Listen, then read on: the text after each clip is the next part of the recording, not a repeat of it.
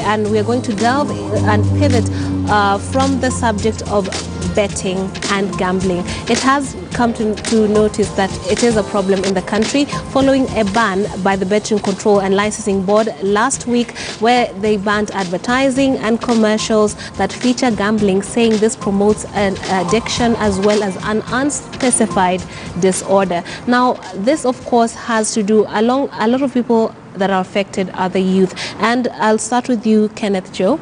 You coach people on how to live their lives, and money has a huge part of that. Managing your life has to do with money, and I mean, you cannot extricate it from the whole picture. Now, when you hear that young Kenyans are increasingly tied to gambling, they're yoked to gambling, what do you think is the cause?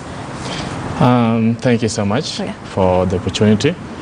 First of all, I think we have focused so much on the problem after it took over. It has happened, yeah. We haven't focused on, what was the foundation, what brought this problem first. And as a country, that's why I believe we need to go back to our foundation, Right. And we have to be honest that the economic situation hasn't been good. It's that's not one. Ideal, yeah. And two, there haven't been proper financial counseling for the youth. We basically, for example, myself, we basically grow up learning about financial values from the society as a wider perspective, not from individuals telling us this is what we need to do. Yes. And therefore, that's why sometimes when you get an addiction that is connected to finance, it becomes a problem. Right. Because nobody ever sat you down when you were young and told you these are the values you need to focus on so as to manage your finances. Right. So we have focused on the problem after it has taken root. But now what do we do at this point?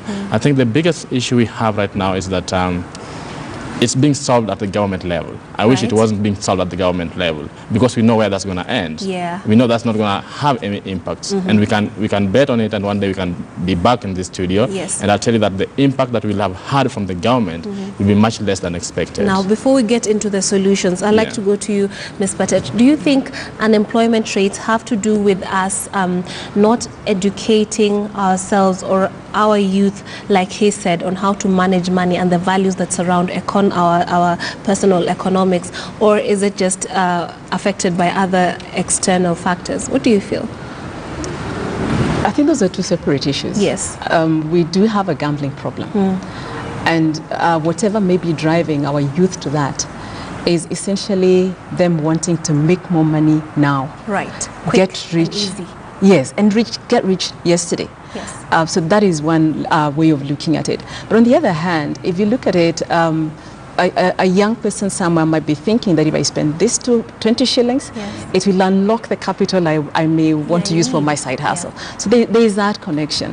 But I wouldn't really want us to put unemployment as the cause for gambling. Yes. But then how do you separate the issues of young people unemployed? Because if I'm unemployed and I'm on my last 500 shillings and I'm not seeing any hope in the future, and I think if I put this money, I feel like that financial constraint might actually stem from being unemployed. Don't you agree? I don't. There's a risk. Okay. This is your last 500 shillings. Yes. And you're putting in there the hope that you'll actually make get 2,000 shillings. 2,000, 20,000, even a million out of that. Right. Supposing you don't, then That's what? Again, the other thing is, I think we need to look at gambling as a short-term result and solution to our problems. Right. And employment or lack of it is the bigger issue than us looking at just a short term. Let me make the money now and get rich now. What about tomorrow? Is it sustainable? Yes.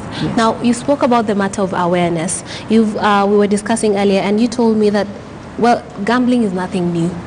It might have gotten popular in Kenya a few years or a few months ago, but it's something that is the world over. It's renowned, people do it.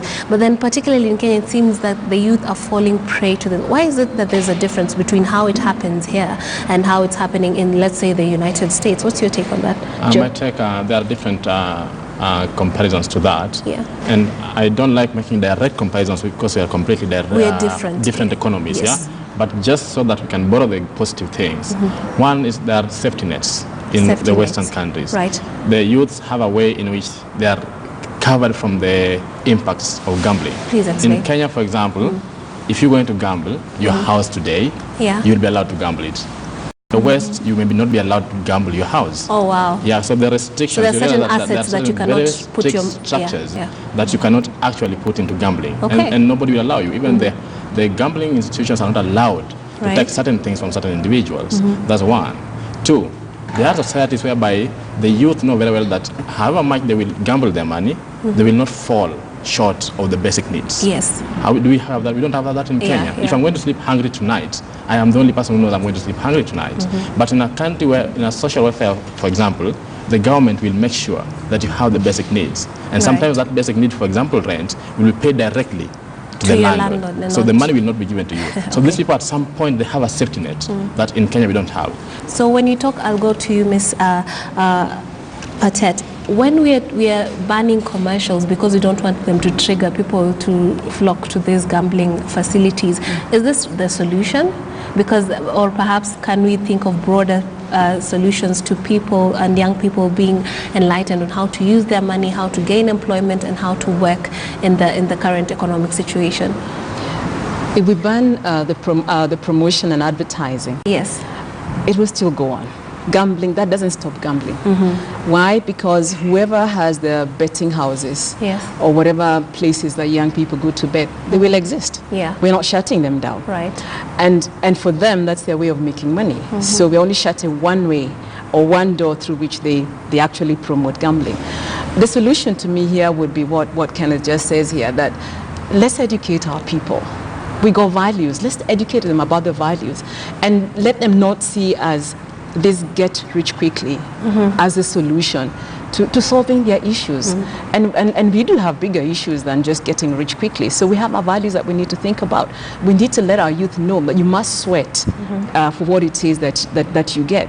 To put that food on the table, you must sweat for it. And that it does not come easy. Yes. I think we need to address the much bigger issue. And I do agree with you, just shutting that door. Yeah. There are many other doors that are open, and we need to think about that We need as to well. think about that. And of course, apart from that, when we're talking about people being addicted to gambling, they won't just stop. No. They'll find a way, even if it's the little The card little- games by the roadside, they're going to find a way of, because it's an addiction. An addiction is a mental problem or disorder, whatever you might call it. So do you think that aside from dissuading young people from engaging in gambling, should we also open facilities like we have for drug addicts and alcoholics? What would you say as a life coach? Yeah, actually, just before you stopped me the other time, I was going to say three things. Yeah. And one of them is actually opening institutions that deal with gambling. Yes. The moment we treat gambling as a disorder, that's when we will start tackling the root Okay. causes of gambling. Because when you're tackling a disorder, for example, alcohol addiction, you look at what are the root causes of this. So if we want to go to the root causes of gambling, we have to tackle it as a disorder and not something that's just fun to do. Yes. So the society and the government has to put in place certain institutions that will deal with gambling addicts, because it causes depression, it causes Yes. anxiety, it causes all kinds of disorders, and they're very interlinked. So most of the time, if you have an institution that will deal with these things, then we can control these people. Because when we have these people roaming the society freely, then they end up recruiting more people. Yeah. So if we have an institution that could deal with this, and then people are willing, or not even not willing, will be forced to go to such institutions. Do you agree with him? I do. Yeah. I do. I think we need to address it as a psychosocial problem. Yes. And deal with it directly as it is. Now, as the chairperson of the National Employment Authority, you have said that they are not directly linked, gambling and unemployment, but at the end of the day, these are young people who are affected by, and they have a need to make money, even if it's an addiction or just a normal need to make money.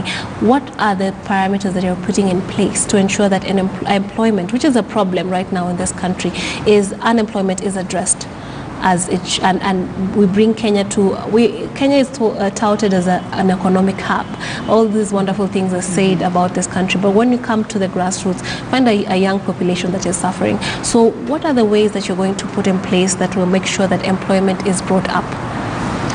What we need to address is what is the cause of unemployment in our country, and I'll talk about it. We have a few issues that cause unemployment or have caused unemployment in our country. One, our economy has not been growing, yet our population has been growing. Right. So you find that whatever it is that's happening in industry does not match the population growth. Okay. So we have more youth, or we have more young people being born in this country, but our industry is not growing at the same level. Secondly, and related to that, is the issue of technology. We have technology everywhere. Yes. It's here with us. We've been talking about 4.0 industry, and it is here with us, yet we have a population that doesn't have the skill sets Yes. to match what is going on within the industry. Right. And the challenge we have for us now to not have the skill sets is that we do not have a match of what is being coming out of the training institutions and now university and other places where we train people, the skills, and with what is happening in industry. So industry brings down their workforce because they have technology coming in, and then our training institutions do not match the skill sets to what is happening in industry. But what are we doing as a National Employment Authority to address this? One of the things we've done is the draft of what we call an national internship policy. It's out there, it's being debated, and the purpose of this is to ensure that we're bridging the gaps between what's happening in the institutions with students and what is happening in industry.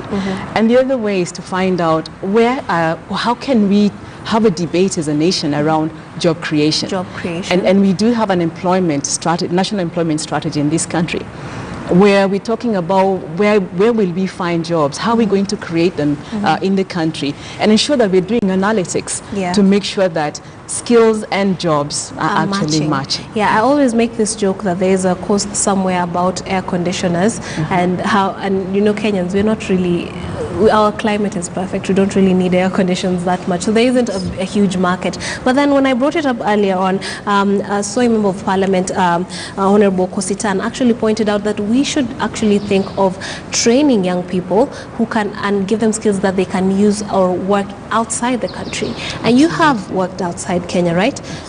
Do you think it is a viable option to actually train and export our expertise to other countries? We have countries such as China doing this, the United States, they do this all the time. So should we be working towards that direction? Now, just give me a moment. Yeah. First of all, I would like to respond to Winnie because she's from the government, and I would like to make it very clear. Yeah. When you talk about issues to do with unemployment, and you talk to us from the government perspective, if you listen to the president addressing the parliament last time during the State of the Nation address, they talk about economic growth. Yes. So if Winnie from the government says there's no economic growth, that's a contradiction of the government, because I believe that NEA should be supporting the government. That's one. Two, if we have issues with skill sets, we should be addressing that issue. Yes. Where would it emanate from? Because the education system is part of the government. If you are from the government, you know that very well that we have an economy that does not match the skill set. What are you doing about those skill sets? Because this is an issue that's been going on for a long time. It's not a new problem. Yes. So I would like Winnie to, at least when she speaks again, to give us certain new solutions that the youth can actually look up to, not the same old issues. But from my understanding of what she said was that the growth does not match the population growth. Like they're both growing, but they're not at the same level. But I'll allow you to actually address that. Okay. What you said is true, that at the rate at which industry and economy is changing, is not the same rate at which our population, is actually matching that. Yes. But let's go back and look at what has happened in terms of our training institutions. And you talked rightfully about the air conditioners. If you think about some of the courses that have been trained or have been offered in our institutions, some of them may not match. Or, like I said, then the economy doesn't grow at the same level. If we're talking about 65% of our population being the youth, how do you match that then to what is happening in the industry? And that's not the solution. That's not the solution. You said I come from government. Yes, I represent NEA. And some of the initiatives that we're working on are to address what we have. We talked about gambling being a problem. And we're talking about employment being a problem. We cannot ask, okay, so when did this start? Why did it start? We need to address, rightfully, like you said, we need to address it as it has happened or as it is happening, but not to wish it away as something that is not really happening. Joe? I think where we actually don't agree, and I would not agree, is that you see, if we have a population growth that is too fast for an economy, then why do we have government Bureau of Statistics that tells you about population 10 years from now? It's so that you can improve your economy based on your future population. It's not about boosting the economy right now. Usually, as a government, if you're planning it for today, you're planning for 10 It's supposed to be 20 a projection years from now. of the future. So you should have a projection, clear projection. What are the skill sets that we'll need? Yes. What is the kind of population we'll have? Yes. What kind of technology will be in place at that time? Right. And what kind of economic growth do we project at that time? This is true. Oh, we seem to be speaking the same thing.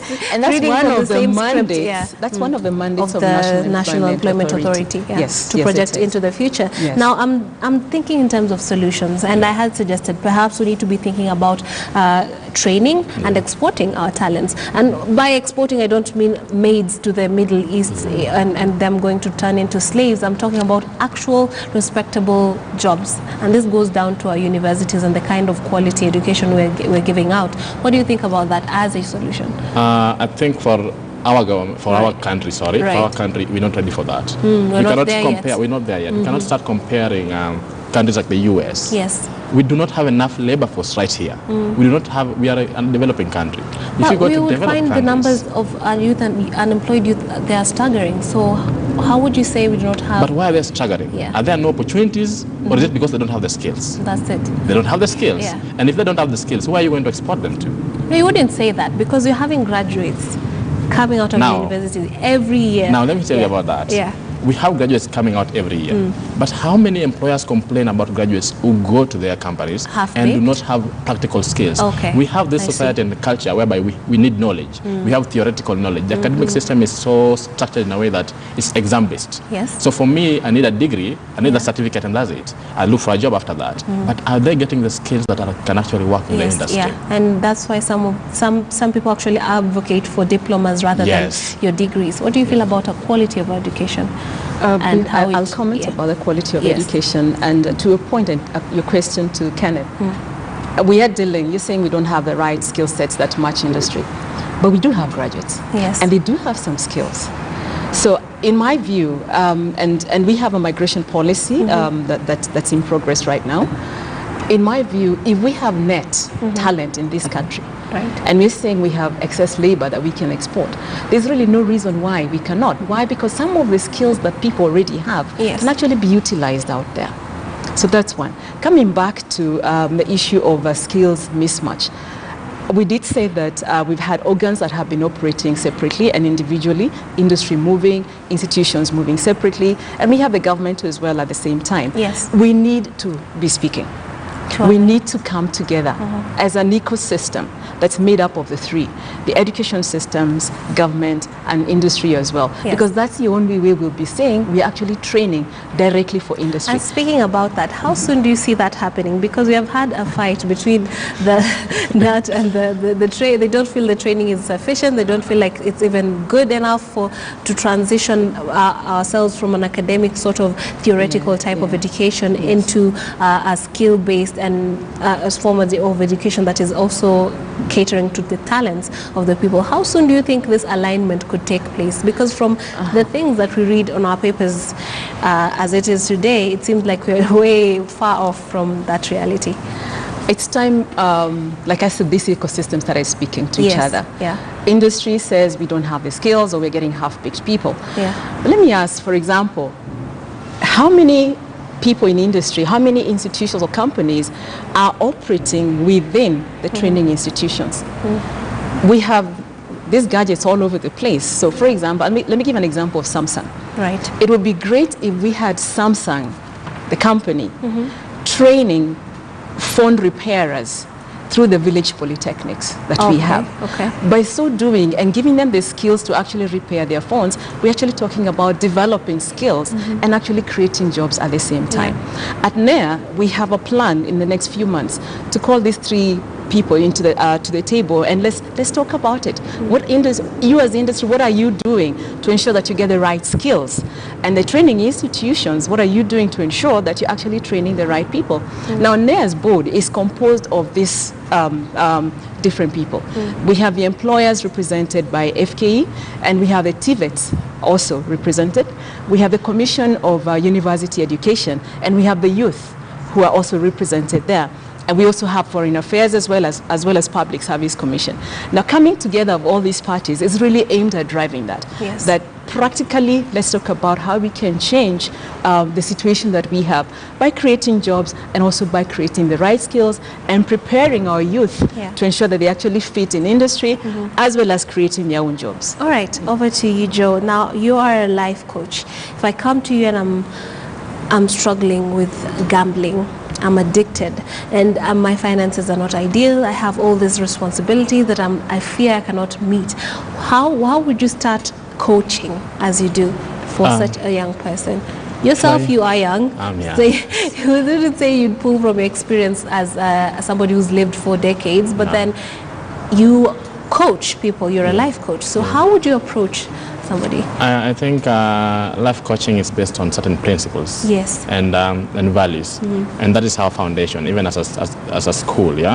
So if somebody comes to you as a young person, you have to look at the values of this person. What kind of society have they grown up in? So Kenyan, for example, the family, the family background. Now, if you're dealing with a Kenyan, for example, let me give you an example. If you're dealing with a Kenyan, you have to look at the money worshipping culture that is now in Kenya, you know. So you have to start from the perspective that this person really needs riches, and they need it quite fast. So however much you're going to be dealing with this person, you have to have certain issues in mind that are only unique to Kenyans. Now that's one. I will go do a background check and know what kind of culture you're coming from. Are you brought up in a culture whereby people worship money, worship riches? It doesn't matter how it comes. Now and that's social media also feeding into that need. The social media too. Now you tackle that first and recognize the fact that this person does not come from a perfect environment. This is an imperfect person struggling with a disorder. That's first type. But remember there are no facilities. And there are no facilities. To deal with so basically this person is surviving in kind of a very confusing environment. Imagine if you live in Kenya, you don't have money, and the gambling option is always there for you. You have all these apps that are telling you to put 20 shillings into it and get 50. So I think the first thing is to make sure that this person has something apart from gambling that they could divert their attention and finances to. That's one. After doing a background check and knowing the values of a person. And two, as a life coach, we will work within guidelines and principles. So for example, if we say that certain money would come in and it is given to certain people to manage it, we would do that if it's to that extent. So you have to take certain radical measures. That's one of them. But like what I said, you have principles within which you work. If somebody cannot work within those principles, like a school, then you cannot handle them, because there are people you cannot handle. You cannot pretend that you can handle all situations. Every kind of problem. So you handle based on the environment somebody is coming from and their situation at that particular time. Because if it is too much, again, it means you cannot be able to handle it. And then you leave it for the right time. And I'll go over to you, Ms. Patet. You're dealing with these issues on a national level, right? Let's talk solutions. What are the solutions to some of these problems? In terms of short-term, unemployment, that is. Unemployment. In terms of short-term, we need to understand how big our problem is. So that's one. Could you paint us a picture of how actually big the problem is? In terms of our numbers, actual open unemployment, as we call it, we are standing at about 12.7. Wow. Unemployment rate. And then we're also looking at 20% of our Kenyans being underemployed. Now, 60% of our population is made up of the youth. And so we are saying about 60% is also the youth who do not have jobs. We just need to know then where our needs lie in terms of employment. And the cry for Serikali's idea, is it an ideal way of looking at things? Because we have a lot of youth that are looking to government for this, but as somebody speaking from that point of view, would you honestly encourage a young person to sit down and wait for government to help? Let's talk about the role of government in this situation. Government is there to create policy, an enabling environment, a conducive environment for creation of jobs. In my view, Serikali's idea is not what we call the silver bullet to our problems, because we got other areas where we need to be looking at and saying, for where we have employers, what are the employers doing to help resolve our problem? And we've been debating about the skill set issues.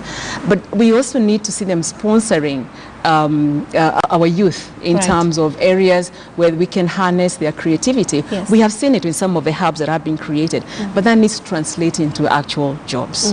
That in the short term is what will be a solution. As we put in place our policies as government, then we need to see that as the effect of that may actually come in the medium to long term, but we just need to ensure that we're actually protecting our youth as well from influx of foreign labor as a government. Yes. Because if I give an example, if a foreign investor comes into this country, they need to, as government, we need to have a look at end-to-end items or contents of the contract. What does it say specifically about labor? Yes. So by the time we come to signing off that contract with this individual who's coming into country, we're very sure that it protects our people. An example would be also a situation where maybe the investor says, we do not have the skills in Kenya. Question is, who are you speaking to? Yes. If indeed we do not have the skills, we give you a short window within which to bring Kenyans on board to train them, and you exit your people so that the Kenyans now can take up the jobs. Yes. But is that follow through actually something that you can see on the ground? One of the reasons why NEA has been given now, has the mandate now, is to follow through on that. Yes. On an annual basis, employers are expected going forward to submit returns to say who are your kind of employees that you have. Do you have foreigners? What are you doing about that? And therefore ensure that actually when we say we're giving work permits out, at the end of the period when the work permit should be expiring, there's a Kenyan on board who's taking it up. Right. And one of the things that has changed is for NEA is now sitting on the vetting team that does work permit approvals. Okay. Yes. And does NEA also come in when it comes to young people being engaged, let's say like Uber? These are foreign companies that come and settle here and try and make money off of our labor force. But then when you talk to the youth who are engaged in that business, they feel there's a disparity in how much they're paid. Some of the wages are pretty low. Do you come in that such sort of situation? NEA directly does not, because that's the mandate of our other departments within the Ministry of Labor. Right. But through, of course, our interactions, then we will get to know what's really happening. Going on. From that perspective. Now, so in terms of the long-term and short-term solutions, I interrupted you while you were telling me about these. Please finish. Okay. Long-term, I think what we're seeing as having the employment, national employment strategy, that speaks to the long-term. That helps us to start unfolding initiatives within the country that help in terms of the promotion and creation of employment. Right. We talked about focusing. So again, looking at long-term, what are we going to be needing in the next 15 to 20 years? And ensuring, to your word, that we all follow through on that. Okay. And like I said, within the ecosystem speaking together, we ensure that we actually, whatever initiatives we put in place in terms of policy, that are actually followed through to the end. Yes. And in terms of short term, I guess stay away from gambling. And we would advise use that money for something better than, because gambling just gives you a short-term release. And it's an excitement. It's excitement, but that really doesn't last. But at the same time, I think even short-term, we need to be speaking to our youth. Yes. At whatever points, at whatever interaction we have with the youth, because we've got the values that we must protect. And Joe, I would like to hear from you. What advice would you give to a young struggling Kenyan on how to get themselves out of economic problems, or just to get their life together despite them not having been employed, or just having some sort of, maybe addicted, or they feel like they're now going in that direction? What advice would you give them? I think the biggest weapon a person has is their mindset. Yes. It's never about the money. It's never about how much you have at that particular time, but it's about attitude and mindset. Yes. Now, I would tell the youth that if we're going to, like Winnie said, we don't need to focus on the government to help us as a silver bullet. It cannot be our way out of everything. Right. We need to start thinking solutions that are home-based, Right. Think of things around you. Start simple stuff. And what I'm saying is that it's about the mindset. Most of the time, if you begin from a very simple and easy foundation, you manage to build a very stable and important financial institution. And because when you make money, your own money, and you have ways and skills of making it, most of the time you won't gamble it. So I don't want to tell them stop gambling. No, I want to tell them try and make money using certain skills that you feel that you have, and certain hobbies and passion and purposes that you have, Yes. and change your mindset towards financial values. Because if you're making money, you're not going to gamble it. Okay. And stop the getting rich quick, Yes. mechanism. I know Kenya people worship money and riches and everything, Not but all of us. yeah, but not everyone. Many Yeah, of and us too. we are in that culture now. Yeah. Everyone is making money and making they billions wanna and show stuff, off. and everyone is coming up knowing that I want to make billions of money. But how do you want to make it? That is it. That's what you need to think about. Right. If you want to make it the wrong way, then we need to rethink whatever strategy you have. But consequences. if you make your own money, chances are you will not gamble it away, because Yeah. gambling is an addiction. Yes, that is an addiction, and a dangerous one at that. Now, just to finish off, I understand the National Employment Authority has something planned up. Would you like to tell your fans about it? Like I said earlier, National Employment Authority came from National Employment Bureau. Yes. But we came on board towards the end of 2016. Yeah. There's a lot that we have done in terms of the various facets of our mandate, and one of them being around labor migration that you mentioned. But we are officially launching ourselves. Yes. And that's happening on the 17th.